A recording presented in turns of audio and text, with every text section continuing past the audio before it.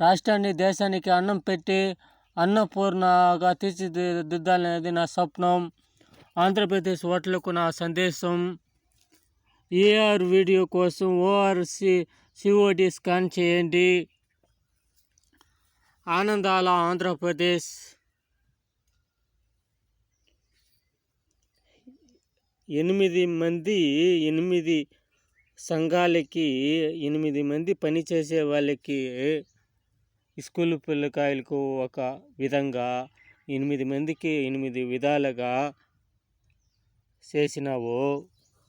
సంస్కరణల సారథి, సామాన్యుల పెన్నిధి, మన జగనన్నను గెలిపించుకుందాము.